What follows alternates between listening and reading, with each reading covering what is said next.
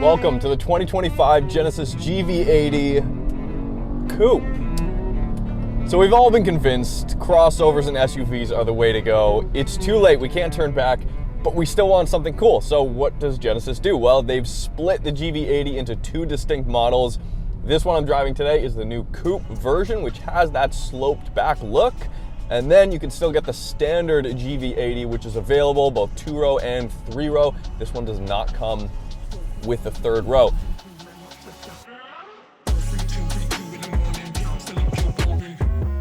My question is, what would make somebody want to get this versus the standard GV80? Well, Genesis is basically positioning this as an SUV, well, technically a crossover, it's not body on frame, an SUV that is both dynamically fun to drive, but still does not really sacrifice the practicality of an SUV. We'll get into the dimensions and the interior specs a little bit later and pricing, but for now, let's just focus on the engine because this is one of the things that differentiates this from the standard GV80. So this one I'm driving today has under the hood a longitudinally mounted, properly mounted, rear biased 3.5 liter twin turbo V6, standard all-wheel drive, and this one has an electric supercharger in addition to those twin turbos. So yeah, it's twin charged. It makes 409 horsepower, 405 pound-feet of torque, which is 34 more horsepower than the standard twin turbo V6 without the supercharger, and it makes 14 more pound-feet of torque. So slightly, incrementally more than the standard V6. Key thing to note is we're up here in Canada. The base GV80 Coupe that I'm driving today has the electric supercharger. In the States, you can get a lower tier coupe. I hate calling it a coupe, but we'll do it anyways. Genesis will be happy. So for you guys in the States, you can get that base coupe without the supercharger and save a few $1,000s. You do also give up these 22-inch wheels and the quad exhaust. As far as drivetrain goes, powertrain, it's noticeably smoother than the MDX's 3-liter twin turbo. The supercharger does a lot to smooth out that torque. Peak torque comes in at 1,300 RPM, really low down in the power band, and that 8-speed auto it's attached to does a pretty good job. It downshifts more often than I would expect. You've got paddles here, of course, you can choose your own gears if you want to. Effectively, what that supercharger is doing is it's compressing air just after the compressor wheel in the turbo.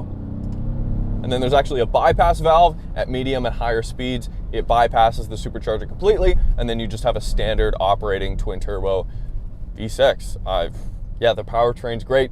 Do you need to spend the extra thousands of dollars to get the electric supercharger?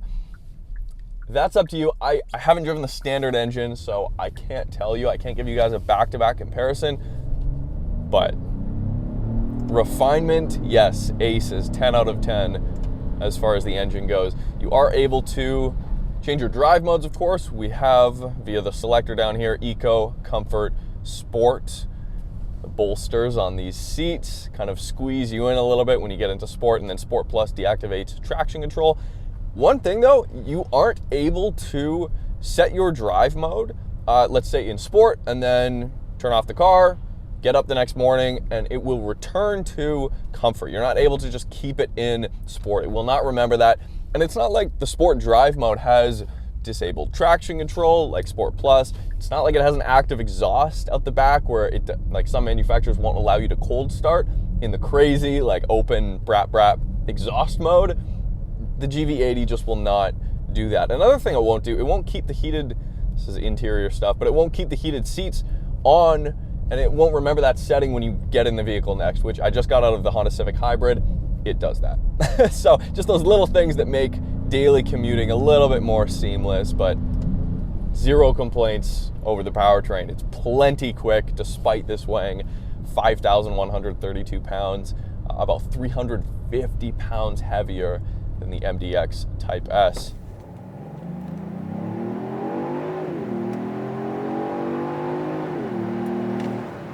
And that extra half a liter in displacement over the MDX Type S really makes a difference here, and the supercharger just puts it over the top. Now, how reliable Is this setup gonna be, is it overcomplicated? I have no idea. I'm sure you guys that work in tech or at dealerships will have a better understanding in a couple of years from now, but this is effectively the same powertrain as is in the G90 sedan. Those drive modes will stiffen up the suspension a little bit. This does have active suspension. It's got a camera in the front bumper that will read the road ahead and make adjustments based on that. Now, if you caught a little bit earlier, I did mention this is riding on 22-inch wheels. They're too big. I get it, they look better than the standard 20-inch wheels. And the suspension in most scenarios is really smooth, especially if you keep it in the comfort settings. If you go to your custom mode, of course, you can adjust your steering weight, your throttle response, and your suspension independently. But over big bumps, the 22s, wow, a little bit wet on the ground, a little bit squirrely there. The 22s don't do the car any benefits in ironing out the big bumps. You feel the big bumps. The car shudders, it's not a car, the SUV shudders, and that's where the XC90 and the MDX, those vehicles both have air suspension, which this does not. So while the MDX Type S rides smoother more of the time, especially over those large sudden bumps, the same cannot be said about the Volvo XC90's air suspension. While smooth most of the time, it suffers the same shudders over the big stuff as this GV80 Coupe does. I have the augmented sound in here. It's pumping in, I'm not sure if it's fake noise or if it's just pulling in engine noise into the cabin. It's probably a mixture of both if I had to guess, but you can turn that off. If you turn that off, it is incredibly quiet in here. Very quiet. Road noise is a standout positive with the GV80 Coupe. Super quiet. And like I said, comfortable in most scenarios. It feels big on the road. Steering's nice and light, precise. Genesis also gives you the option of adjusting between two modes, comfort or sport, the brake feel. I've left it in comfort. I've found in sport, it gets a little bit inconsistent and twitchy at kind of lower speeds, especially when the vehicle's downshifting automatically. It kind of has a tendency, not to upset the vehicle, but you just kind of feel it. It takes away from that really smooth experience. So I've just left it in comfort, but awesome. Thanks for giving us the option. That's great. The Coupe, as standard, gets the active electronic LSD in the back. That's only on the higher tier models in the standard GV80.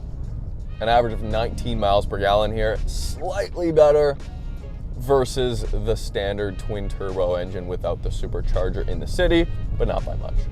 So both GV80 body styles have been updated for this model year. On the exterior, we've got a new grille. It's the double mesh G-Matrix crest grille. That's what Genesis calls that. Unbelievable. Just just oozing luxury if you read the literature. It looks great. You know, if I had to tell the difference between this and the previous gen model, I couldn't really tell you which I prefer. They both look great, but it's an update, so it's a little bit different. The bumpers on the front are different slightly between the standard GV80 and the Coupe here. Let's get into the interior. All right. Here in the interior, GV80 Coupe, couple different things.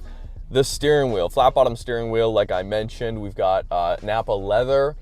On the inside here, we do have different stitching on the seats as well. These are adjustable in so many ways. I love these seats. I don't particularly love sitting on, quilted kind of leather designs, patterns like this. It's just a different feel than the XC90 seats and the MDX Type S seats, both of which are more comfortable than these seats. The stitching you get here, the orange stitching and the seat belts, that's Coupe exclusive if you get the E-supercharged engine. Some of the interior combos you can spec don't look great with the orange seat belts, and as far as I can tell, you can't get rid of these if you go with the electronic supercharged engine. So that's a kind of a downside. But here in Canada, we can get this ultramarine blue on both the seats and all the surfaces here. We've got leather in the doors, great stitching. Genesis has nailed it. It is a step up in just luxury feel when compared to the MDX Type S. XC90, yes, as well, minus the seats. But where the GV80 really sets itself apart is the infotainment. So a brand new crazy widescreen here, 27-inch display here. It continues across the dash, much like the X5 and the X6. Easy to use. You can either use the selector down here, which I'm gonna be honest, I know like it shifts side to side and it spins too, but there's a little bit of play here. Same with the volume knob, which has been redesigned as well, but there's just those little tactile feel touch points that aren't 10 out of 10. They're like, it's like a 7.5 out of 10. It works though. Really easy to use, tons of functionality. And we do have the upgraded Bang & Olufsen sound system here with the Prestige trim, which you get with that upgraded engine. One thing I will mention about the seats. So this has what Genesis calls ergo motion.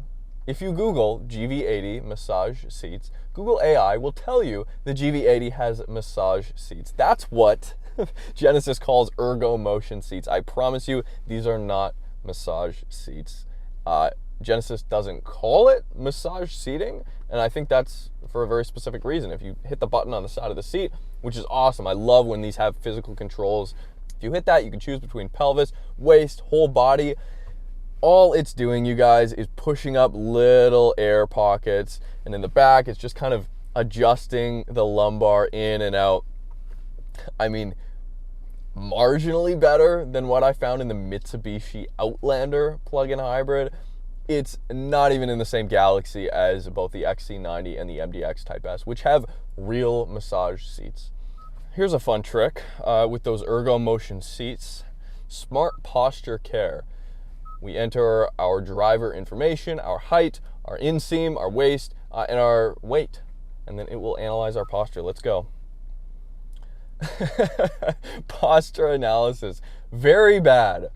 Posture change is recommended. Thank you, Genesis. I asked you to judge me, and you judged me. So we can hit that adjust posture button. Okay, wow, we're going up.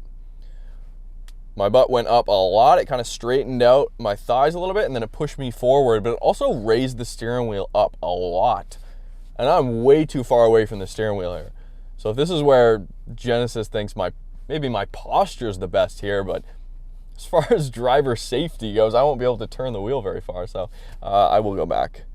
I'll go back to my set position. Thank you very much. Oh, it adjusted up my mirrors too to match the seat.